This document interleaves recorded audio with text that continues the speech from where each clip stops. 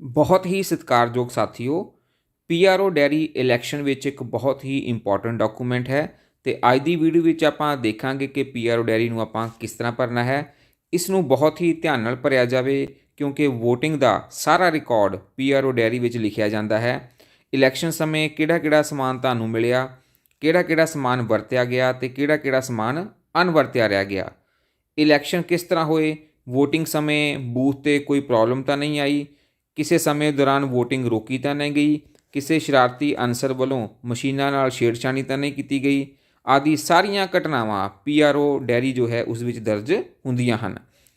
Presiding officer ਦੁਆਰਾ ਲਿਖੀ ਗਈ ਪੀਆਰਓ ਡੈਰੀ ਨੂੰ ਪੜ੍ਹ ਕੇ ਹੀ ਇਲੈਕਸ਼ਨ ਕਮਿਸ਼ਨ ਇਹ ਤੈਅ ਕਰਦਾ ਹੈ ਕਿ ਇਸ ਬੂਥ ਤੇ ਦੁਬਾਰਾ VOTING ਕਰਾਉਣੀ ਹੈ ਜਾਂ ਨਹੀਂ। ਇਸ ਲਈ ਪੀਆਰਓ ਡੈਰੀ ਨੂੰ ਬਹੁਤ ਹੀ ਧਿਆਨ ਨਾਲ ਭਰਿਆ ਜਾਵੇ। ਸਾਥੀਓ, ਪੀਆਰਓ ਡੈਰੀ ਦੀਆਂ ਘੱਟੋ ਘੱਟ 4 ਕਾਪੀਆਂ ਤਿਆਰ ਕਰ ਲਈਆਂ ਜਾਣ, ਇੱਕ ਕਾਪੀ ਆਪਣੇ ਕੋਲ ਵੀ ਰੱਖੀ ਜਾਵੇ। ਸਾਥੀਓ, ਪੀਆਰਓ ਡੈਰੀ ਦਾ ਕੁਝ ਪਾਰਟ ਤੁਸੀਂ ਇਲੈਕਸ਼ਨ ਖਤਮ ਹੋਣ ਤੋਂ ਪਹਿਲਾਂ ਵੀ ਭਰ ਸਕਦੇ ਹੋ ਤੇ ਕੁਝ ਪਾਰਟ ਇਸ ਤਰ੍ਹਾਂ ਦਾ ਹੈ ਜੋ ਕਿ ਇਲੈਕਸ਼ਨ ਖਤਮ ਹੋਣ ਤੋਂ ਬਾਅਦ ਹੀ ਭਰਿਆ ਜਾ ਸਕਦਾ ਹੈ। ਇਸ ਲਈ ਜੋ ਕਾਲਮ ਪਹਿਲੇ ਭਰੇ ਜਾ ਸਕਦੇ ਹਨ ਉਹਨਾਂ ਨੂੰ ਭਰ ਲਿਆ ਜਾਵੇ ਤਾਂ ਜੋ ਇਲੈਕਸ਼ਨ ਖਤਮ ਹੋਣ 'ਤੇ ਤੁਹਾਡਾ ਟਾਈਮ ਬਚ ਸਕੇ। ਤੇ ਆਓ ਹੁਣ ਆਪਾਂ ਦੇਖਦੇ ਹਾਂ ਕਿ ਪੀਆਰਓ ਡੈਰੀ ਨੂੰ ਆਪਾਂ ਕਿਸ ਤਰ੍ਹਾਂ ਭਰਨਾ ਹੈ ਜੀ। ਆਓ ਸਾਥੀਓ, ਹੁਣ ਦੇਖਦੇ ਹਾਂ ਕਿ ਪ੍ਰੀਜ਼ਾਈਡਿੰਗ ਆਫੀਸਰ ਡੈਰੀ ਨੂੰ ਆਪਾਂ ਕਿਸ ਤਰ੍ਹਾਂ ਭਰਨਾ ਹੈ ਜੀ। ਸਭ ਤੋਂ ਪਹਿਲਾਂ ਇੱਕ ਡਿਸਟਿੰਗੁਇਸ਼ ਮਾਰਕ ਵਾਲੀ ਜੋ ਮੋਹਰ ਹੈ ਉਹ ਮੋਹਰ ਆਪਾਂ ਉੱਪਰ ਲਗਾ ਦੇਣੀ ਹੈ ਜੀ। ਉਸ ਤੋਂ ਬਾਅਦ ਪਹਿਲੇ ਨੰਬਰ 'ਤੇ ਦੇਖੋ ਆਪਣੇ ਕੋਲ ਕੀ ਲਿਖਿਆ ਹੋਇਆ ਜੀ, name of the constituency in block letter.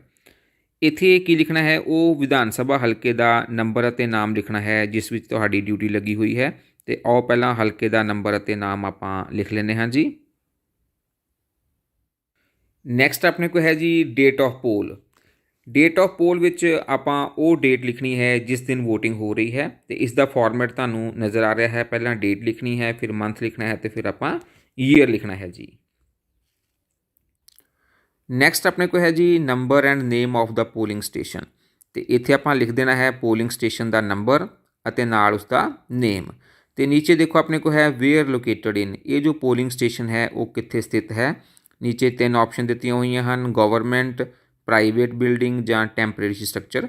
ਤੇ ਇਹ ਜਿੱਥੇ ਮੈਂ VOTING ਕਰਵਾ ਰਿਹਾ ਹਾਂ ਇਹ ਇੱਕ ਗਵਰਨਮੈਂਟ ਬਿਲਡਿੰਗ ਹੈ, ਇਸ ਲਈ ਇੱਥੇ ਆਪਾਂ ਗਵਰਨਮੈਂਟ ਬਿਲਡਿੰਗ 'ਤੇ ਟਿਕ ਕਰਕੇ ਅੱਗੇ ਆਪਾਂ ਲਿਖ ਦੇਣਾ ਹੈ ਗਵਰਨਮੈਂਟ ਬਿਲਡਿੰਗ। ਨੈਕਸਟ ਚੌਥੇ ਨੰਬਰ 'ਤੇ ਆਪਣਾ ਕੋਲ ਹੈ ਜੀ number of polling officers recruited locally if any. ਜੇਕਰ ਲੋਕਲੀ ਕੋਈ ਪੋਲਿੰਗ ਆਫੀਸਰ ਰਿਕਰੂਟ ਕੀਤਾ ਗਿਆ ਹੈ ਕਿਸੇ ਵੀ ਕਾਰਨ ਜਿਵੇਂ ਕਿ ਪੋਲਿੰਗ ਸਟੇਸ਼ਨ 'ਤੇ ਭੀੜ ਜ਼ਿਆਦਾ ਹੋਣ ਕਾਰਨ ਜਾਂ ਪੋਲਿੰਗ ਆਫੀਸਰ ਦੀ ਜੋ ਤਬੀਅਤ ਹੈ ਉਹ ਅਚਾਨਕ ਕਿਸੇ ਦੀ ਖਰਾਬ ਹੋ ਗਈ ਹੈ, ਇਸ ਤਰ੍ਹਾਂ ਜੇਕਰ ਆਪਾਂ ਕੋਈ ਪੋਲਿੰਗ ਆਫੀਸਰ ਲੋਕਲੀ ਰਿਕਰੂਟ ਕੀਤਾ ਹੈ ਤਾਂ ਇੱਥੇ ਕਿੰਨੇ ਪੋਲਿੰਗ ਆਫੀਸਰ ਲਗਾਏ ਹਨ ਉਹਨਾਂ ਦਾ ਨੰਬਰ ਲਿਖਣਾ ਹੈ। ਤੇ ਜੇਕਰ ਕੋਈ ਵੀ ਪੋਲਿੰਗ ਆਫੀਸਰ ਇਸ ਤਰ੍ਹਾਂ ਨਹੀਂ ਲਗਾਇਆ ਗਿਆ ਹੈ ਤਾਂ ਇੱਥੇ ਤੁਸੀਂ ਨਿਲ ਭਰ ਦੇਣਾ ਹੈ ਜੀ। ਨੈਕਸਟ ਹੈ ਜੀ appointment polling officer made in the absence of duly appointed polling officer if any and the reason for such appointment. ਜੇਕਰ DC ਵੱਲੋਂ ਤਿਆਰ ਹੋ ਕੇ ਆਈ ਜੋ ਪੋਲਿੰਗ ਪਾਰਟੀ ਹੈ ਉਸ ਦੇ ਵਿੱਚੋਂ ਕੋਈ ਪੋਲਿੰਗ ਆਫੀਸਰ ਐਬਸੈਂਟ ਹੈ ਤੇ ਉਸ ਦੀ ਜਗ੍ਹਾ 'ਤੇ ਕੋਈ ਹੋਰ ਪੋਲਿੰਗ ਆਫੀਸਰ ਦੀ ਡਿਊਟੀ ਲਗਾਈ ਜਾਂਦੀ ਹੈ ਤਾਂ ਉਸ ਦੀ ਡਿਟੇਲ ਇੱਥੇ ਭਰੀ ਜਾਣੀ ਹੈ ਤੇ ਕੀ ਰੀਜ਼ਨ ਹੈ ਪੋਲਿੰਗ ਆਫੀਸਰ ਦਾ ਡਿਊਟੀ ਤੋਂ ਐਬਸੈਂਟ ਹੋਣ ਦਾ, ਉਹ ਰੀਜ਼ਨ ਵੀ ਇੱਥੇ ਲਿਖਿਆ ਜਾਣਾ ਹੈ ਜੀ। ਤੇ ਜੇਕਰ ਅਜਿਹਾ ਨਹੀਂ ਕੁਝ ਵੀ ਹੈ ਤਾਂ ਇੱਥੇ ਨਿਲ ਭਰਿਆ ਜਾਵੇਗਾ।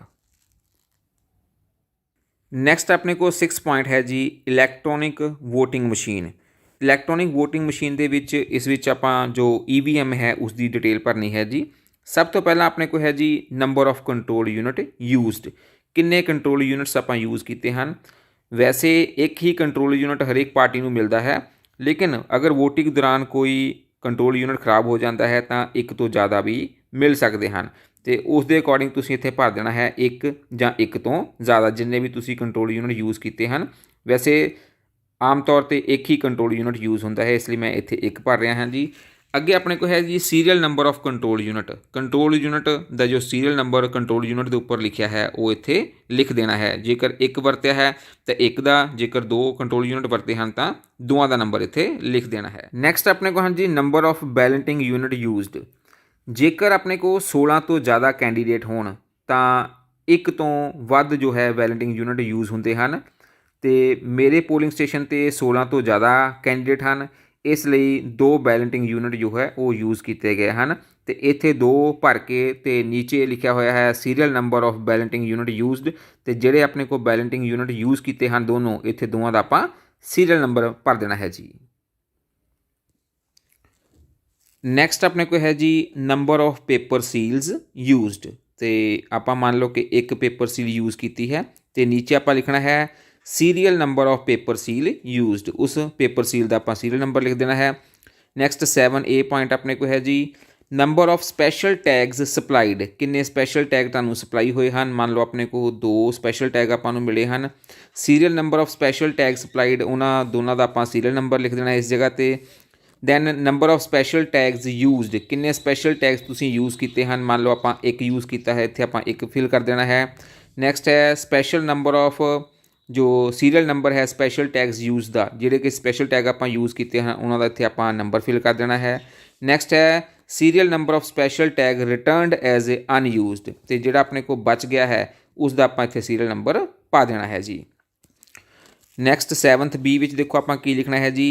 पहले point which number of strip seal supplied, किन्नियां स्ट्रिप सील तुहानूं अपलाइड हुई हैं वो आपां इत्थे लिख देने। मान लो आपां नूं 2 स्ट्रिप सील मिलियां हैं, तो आपां लिखना है next serial number of strip seals supplied. जिहड़ियां आपां नूं स्ट्रिप सील मिलियां हैं उन्हां दा इत्थे आपां सीरीयल नंबर पा देना है।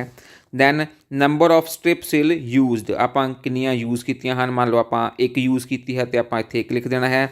Then serial number of strip seal used, जिहड़ी स्ट्रिप सील आपां यूज़ की है उसका आपां इत्थे सीरीयल नंबर पा देना है। Then serial number of the strip seal returned as a unused, तो जिहड़ी आपां अनवरती रह गई है स्ट्रिप सील उत्थे आपां इसका सीरीयल नंबर इत्थे पा देना है जी।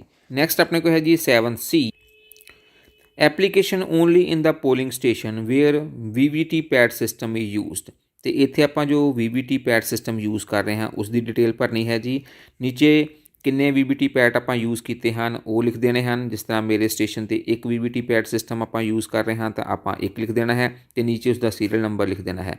जेकर इन बिटवीन वोटिंग दौरान कोई VVT पैड खराब हो जाता है तो इत्थे एक तो ज़्यादा भी आ सकता है, तो उसके अकॉर्डिंग सीरीयल नंबर भी फिर जिन्ने VVT पैड यूज़ किए हैं उन्होंने सारिਆਂ ਦੇ ही इत्थे सीरीयल नंबर लिखने पैणगे।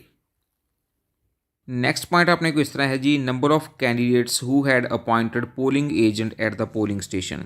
ਤੁਹਾਡੇ पोलिंग स्टेशन ਤੇ किन्ने पोलिंग एजेंट अपॉइंट किए गए हैं वो तुसीं इत्थे भरने हैं। तो हरेक पोलिंग एजेंट के कोल उसके जो कैंडीडेट द्वारा साइन किया गया पोलिंग एजेंट वाला फॉर्म होंदा है वो फॉर्म तुसीं उस तो लै लेना है जी। तो जिन्ने पोलिंग एजेंट तुहानूं वो उत्थे फॉर्म दे रहे हैं उन्हां दी काउंटिंग उन्ने पोलिंग एजेंट तुसीं इस जगह ते भर देने हैं जी। नैक्सट पॉइंट है जी number of polling agent present at the commencement of the poll, कि जिस समय पोल स्टार्ट हुई है वोटिंग स्टार्ट हुई है उस समय किन्ने पोलिंग एजेंट अपने को प्रेजेंट सन। तो मेरे केस में इत्थे 5 पोलिंग एजेंट प्रेजेंट सन, इसलिए इत्थे मैं 5 लिख रहा हाँ। तो इसकी डिटेल तुसीं जो PRO डैक्लेरेशन पार्ट 1 तो भी देख सकते हो, उस दे नाल इसकी मैचिंग होनी चाहिए है। जो तुसीं PRO डैक्लेरेशन पार्ट 1 दे विच भरोगे उन्ने ही पोलिंग एजेंट तुसीं इत्थे लिखने हैं। इस तरह सैकेंड नंबर है number of polling agent who had arrived late, कोई भी पोलिंग एजेंट मेरे केस में लेट नहीं है इसलिए इत्थे मैं निल भर रहा हाँ जी। नैक्सट है number of polling agent present at the close of poll, जो वोटिंग खत्म हुई है पोलिंग क्लोज हुई है तो उस समय किन्ने पोलिंग एजेंट अपने को प्रेजेंट सन वो इत्थे तुसीं भर देने हैं। तो इसका तुसीं रिकॉर्ड देख सकते हो PRO डैक्लेरेशन पार्ट 3 एंड 4 दे विच सेम अपने को जिन्ने पोलिंग एजेंट प्रेजेंट सन लास्ट विच वो आपां इस जगह ते लिखते हैं। तो इस दे लई आपां PRO declaration part 3 and form 4th जो है फॉर्म है उसनूं भी आपां चैक कर सकते हैं, उस दे नाल इसदी काउंटिंग मैच होनी चाहिए है जी। नैक्सट पॉइंट इस तरह है जी total number of voters assign to the polling station, polling station ते टोटल किन्ने वोटर असाइन किए गए हैं वो आपां इत्थे लिखने होंदे हैं।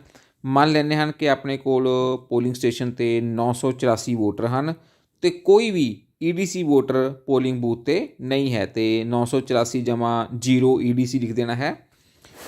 जेकर तुहाडे कोई पोलिंग स्टेशन दे विच EDC वोटर है तो तुसीं जिन्ने EDC वोटर है वो उस दे विच प्लस कर देने होंदे हैं।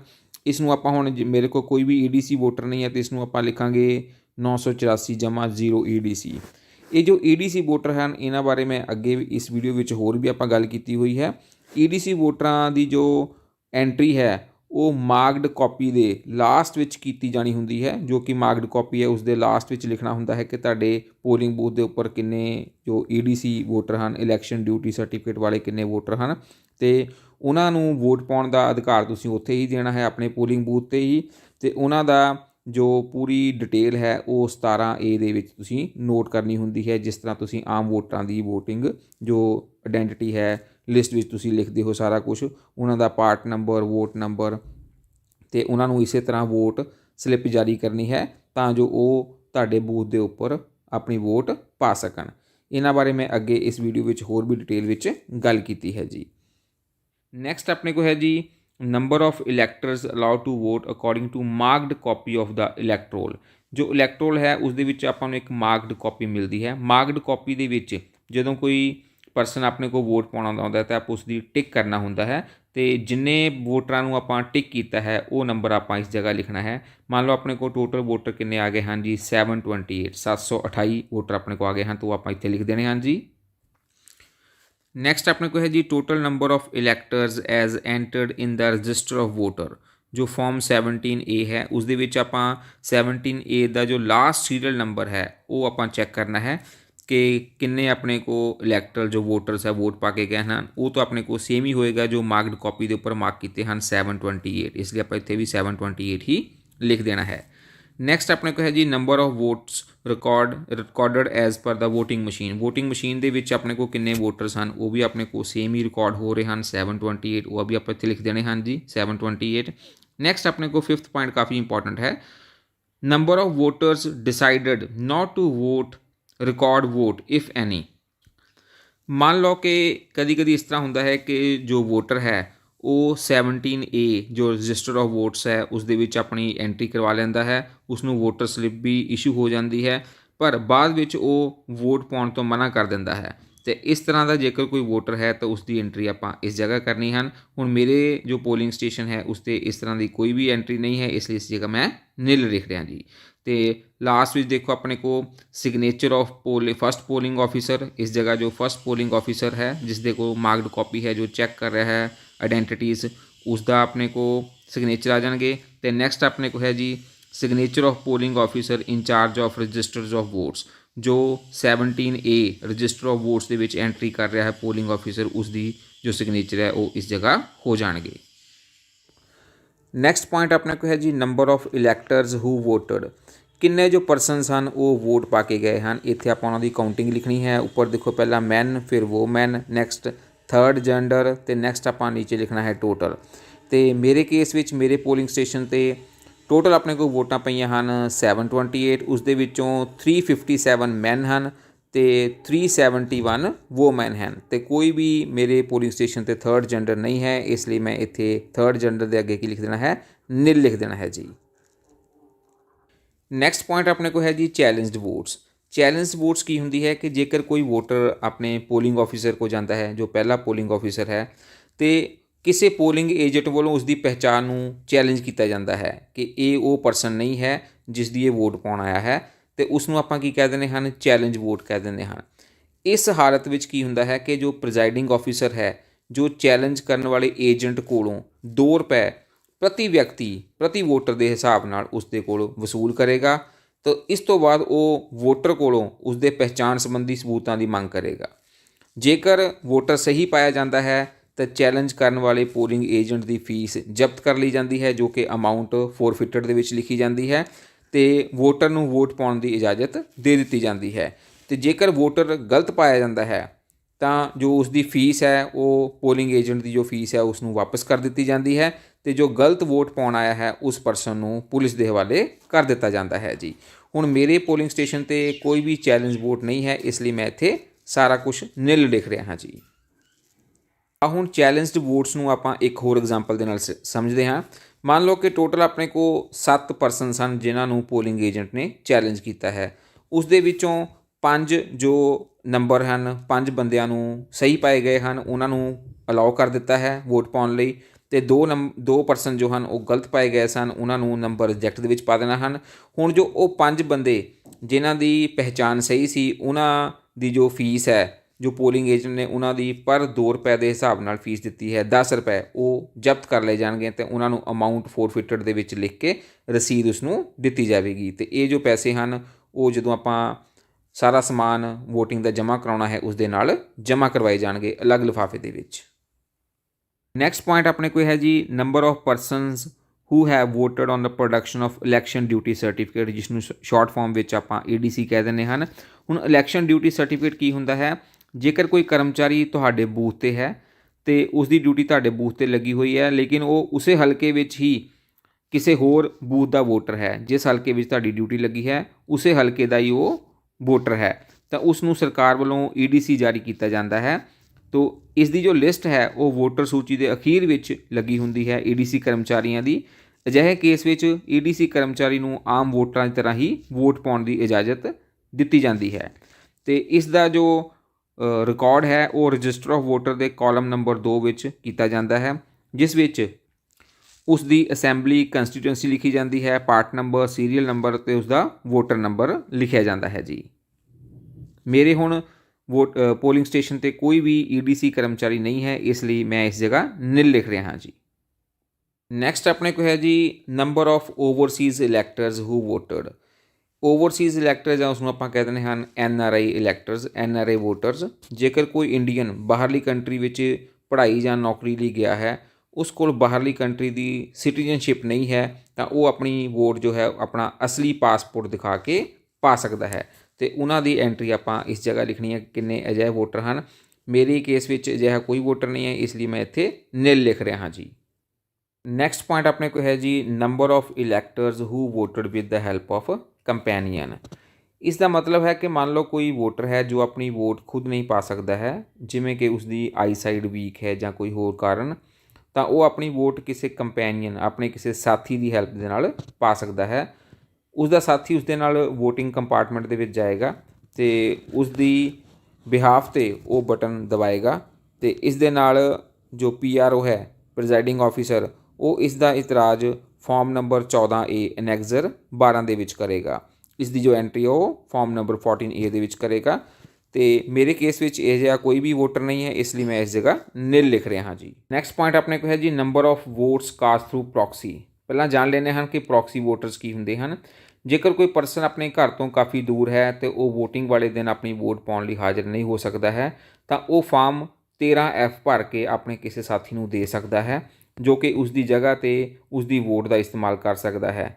इसकी एंट्री जो फॉर्म 17A रजिस्टर जो 17A है रजिस्टर ऑफ वोटर दे विच होएगी तो नाल ही स्पैशल उस दे विच रिमार्क्स दिता जाएगा कि ये प्रॉक्सी वोटर है। जे पहला प्रॉक्सी वोटर है तो PV1 लिखा जाएगा, जेकर होर प्रॉक्सी वोटर आते हैं तो वो PV2 PV3 करके इन्हां दी एंट्री की जाएगी जी। नैक्सट पॉइंट अपने को है जी number of tendered votes. Tendered votes की होंदियां हैं जेकर कोई वोटर वोट पाउण आउंदा है तो उसनूं पता लगता है कि उसकी वोट पहला ही कोई पा के जा चुका है।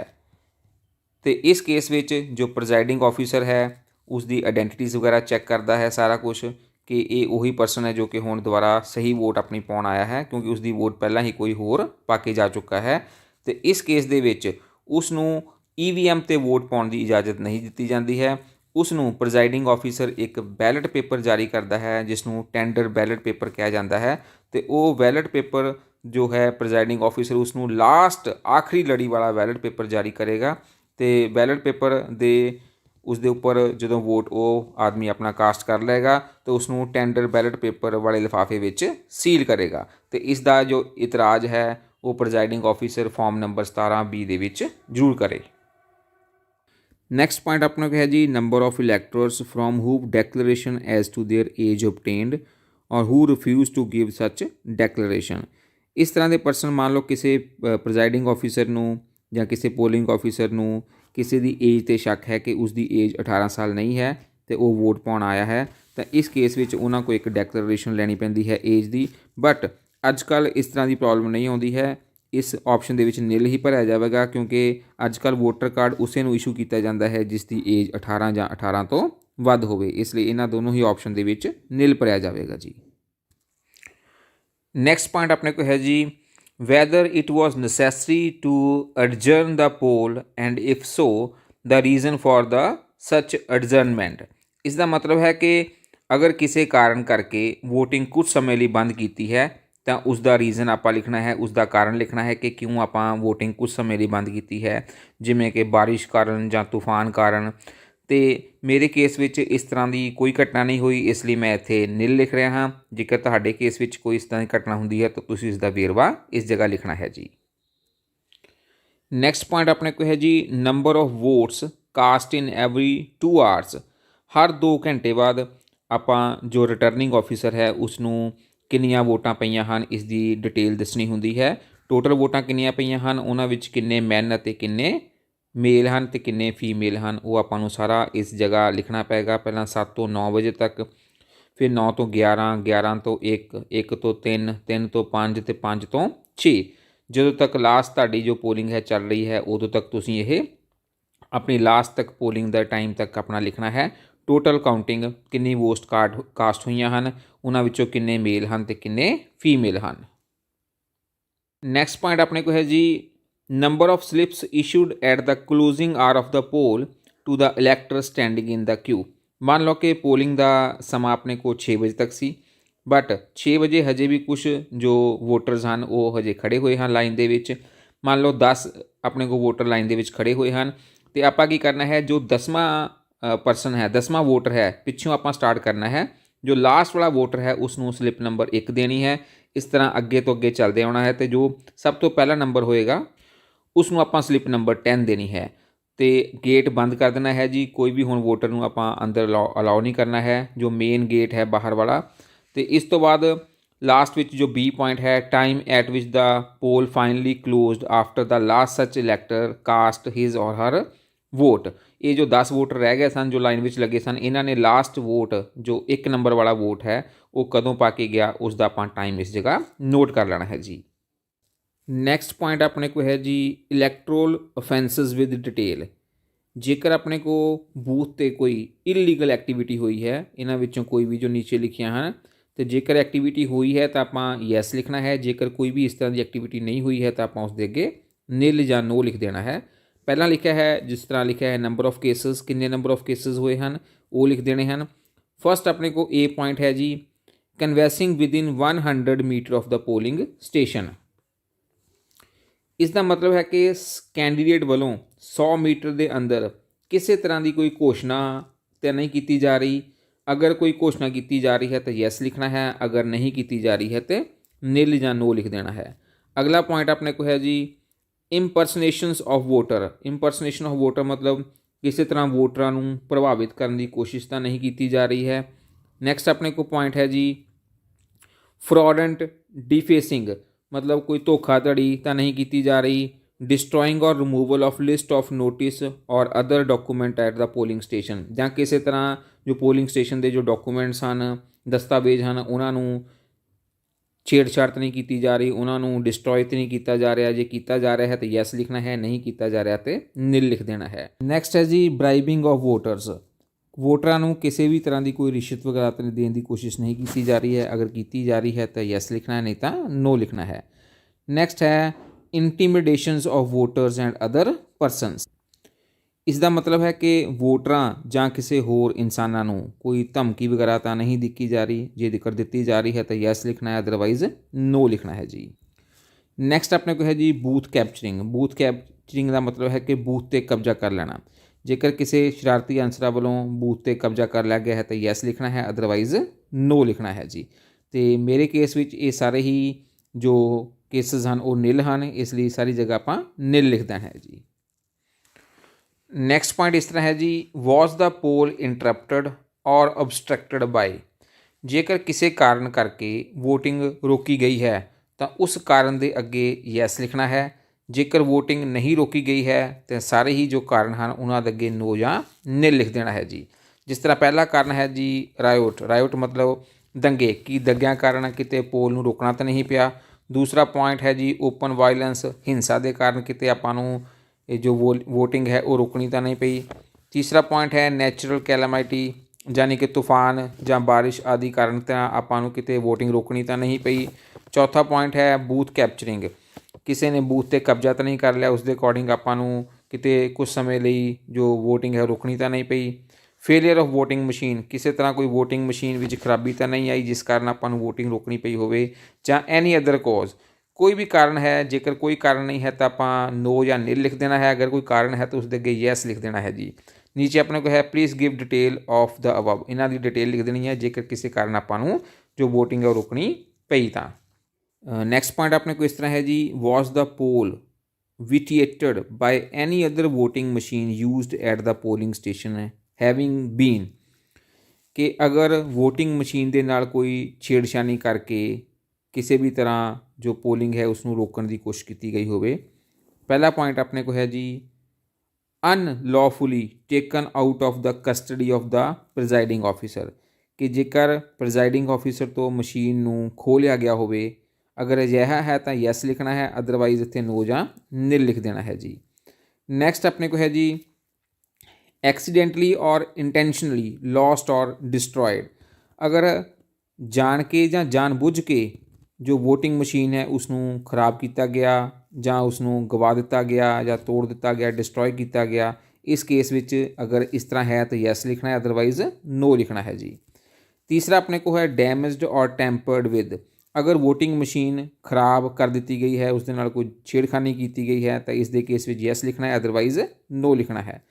मेरे पोलिंग स्टेशन पर इस तरह की कोई घटना नहीं हुई, इसलिए आप सब जगह पर निल लिखना है जी। नैक्सट पॉइंट अपने को है जी, serious complaints if any made by the candidate or agent, अगर कैंडीडेट ਜਾਂ कोई पोलिंग एजेंट द्वारा कोई सीरीयस कंप्लेंट की जाती है दूसरे एजेंट ਜਾਂ कैंडीडेट बारे, तो उस बारे इत्थे मैंशन करना है, अदरवाइज़ इत्थे आपां निल लिख देना है। मेरे केस विच इस तरह की कोई कंप्लेंट सामने नहीं आई, इसलिए इस जगह आपां निल लिखना है जी। नैक्सट पॉइंट अपने को है जी, number of cases of breach of law and order, ਆਪਾਂ इस तरह के केसेस लिखने हैं, किन्ने केस हैं, अगर किसी शरारती अनसरां वालों लॉ एंड ऑर्डर कानून नूं अपने हत्थां विच लिया जाता है तो आपां लिखना है किन्ने केस इदां दे होए हैं, उत्थे यस लिखना है तो केसेस की गिनती लिख देनी है, अदरवाइज़ आपां इत्थे अगर इस तरह का कोई केस नहीं होया तो आपां नो या निल लिखना है। मेरे केस विच इस तरह का कोई केस नहीं आया, इसलिए आपां इस जगह निल लिखांगे। नैक्सट पॉइंट अपने को है जी, report of mistakes and irregularities committed if any at the polling station, अगर पोलिंग टीम वालों गलती नाल कोई साइन करवाने रह गए हैं जो कि कंट्रोल यूनिट दियां सीलां बंद करन दे बाद याद आया है कि साइन करवाने सन, तो उस केस विच इस पॉइंट दे विच उसनूं आपां मैंशन करना है, यस लिख के किहड़ी अपने को मिसटेक हुई है वो आपां मैंशन कर देनी है, अगर कोई मिसटेक नहीं हुई तो आपां इत्थे निल फिल कर देना है जी। नैक्सट पॉइंट अपने को है जी, whether the declaration has been made before the commencement of the poll and it necessary during the course of poll when a new voting machine is used and at the end of the poll as necessary. इस point के आपां नूं कहा गया है कि जो presiding officer है उस वालों समय समय ते डैक्लरेशन दिते जाने हुंदे हन, जिवें कि पोल दे शुरू होण ते, जेकर विचकार जेकर वोटिंग मशीन किते खराब हो जाए तो नवी वोटिंग मशीन लगाउण समय ਜਾਂ पोल दे जदों खत्म होना है तो उस समय, कि ये सारे डैक्लरेशन PR वालों समय समय ते दिते गए हैं या नहीं, जेकर दिते गए हैं तो यस लिखने हैं, अदरवाइज इत्थे नो या निल लिखना है। मेरे वालों ये सारे ही डैक्लरेशन टाइम टू टाइम दिते गए हैं, इसलिए आपां इस जगह यस लिखना है जी। नैक्सट आपां हुण डेट लिख देनी है, डेट नूं फॉर्मेट लिखना है, पहला डे फिर मंथ फिर ईयर, फिर आपां प्लेस लिख देनी है। प्लेस की जगह तो आपां जिस पोलिंग स्टेशन के विच वोटिंग हो रही है वो पोलिंग स्टेशन का नंबर तो नाम लिख देना है। नैक्सट अपने को आ जाएगा signature of the presiding officer, इस जगह प्रिजाइडिंग ऑफिसर ने सारा फॉर्म फिल करके इस जगह साइन कर देने हैं, तो नाल ही इस जगह जो डिस्टिंग्विश मार्क वाली जो मोहर है वो लगा देनी है। होप के सारे ही साथियों को पता लग गया होगा कि PRO डायरी किस तरह भरनी है। जेकर वीडियो तुहानूं अच्छी लगी है तो इस वीडियो को लाइक और शेयर जरूर कर देना, मेरे चैनल को सबसक्राइब कर देना तो बैल आइकन को भी जरूर प्रेस कर देना, तो जो मेरी नैक्सट वीडियो की नोटिफिकेशन तुहानूं मिल सके। धन्यवाद।